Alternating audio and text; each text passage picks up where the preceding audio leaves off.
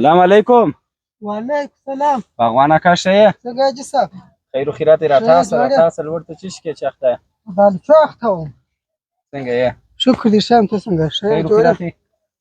بخیر یې؟ خیر اوسې. باغ سږ کال خو وینې ښه حاصلات کړي دي ښه؟ داسې وکړه ښه ډک دی. داسې وکړه په دیواله باندې سمخدار راوګرځوه چې مچ لا دلته رانسي ګر سره دغه د هوا مرغان لا دلته دا ځای ته رانسي میوه یې ونه خوري. او بله د بانډارون دلته بند، دلته باید بانډارون دا شیان نه وي. یا نه دې مو کړی چې سما څوک نه پام کوه د بانډار دپاره راځي دلته دا میوې دا شیان خوري. ته دې خلاص و دا خلک مه پرېږده، ډېر پام دي. دا دوې سترګې دې باید څلور وي. دا یو دانه الو دا یو دانه د ګرګش چاته ورنه کړې. وعلیکم معلم صاحب ښه یاست؟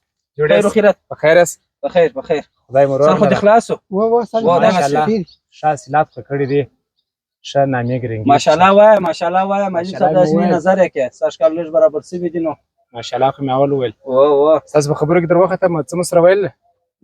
ما دغه ویله چې هر وخت هر کال زموږ قریبان د بانډارو دغه په معنا راځي ګرد شیان وړي، مثلا د الوګانو ګرنګي چې دا شیان خوري او د ټول چې داسې مخادات دي پر راوګرځي باید څوک ترې پرې نه ږدي. دلته بانډارونه دا شیان په باغ کې نه وي.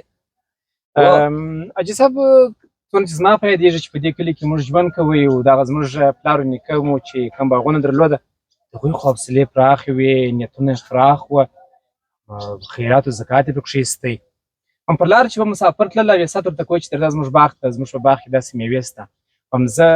همدا تنګ نظري به نه یې ښه، نور نو ستاسو خوښه ده. معلم صاحب د هغه وختونه ولاړل، د هغه وختو سره اوس پرېږده ستا خبرې.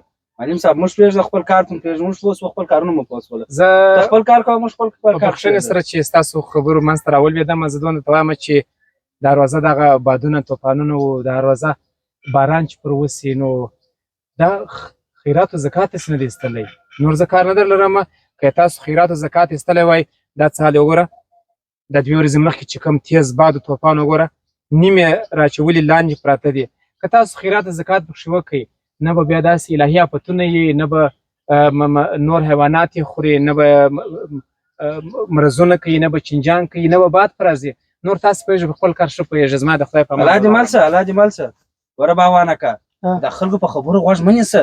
داسې نه چې معلم صاحب څو خبرې خوږې درته وکړلې بس هغسې وڅه. یا نه حاجي صاحب ستا خبرې نه یم، زه د خبره چېرې منم. آفرین ما خو دې ورور چې راځي لا یو دانه ګرنګش ورنه کړې. بانډار دلته نه یې که بانډار دلته ما ولیدې نو بیا بانډار مې نه در اوسم تا لیدلي دي، څوک مې نه دي راویستلي. سر ډېر پام پر کوه. سمه زه به دا له چېرې وشکوم.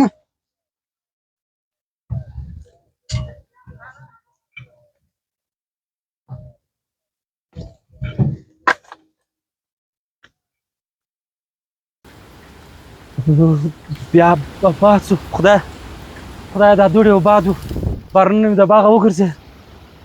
دا خو د خیرات و زکات خپل باغ د باز سمار مسکینو مسافر ته زه ورکوم. دا تېخه وساتې. دا خو د معلم خبره رښتیا شوله. الهي تو خو فضل وکړي.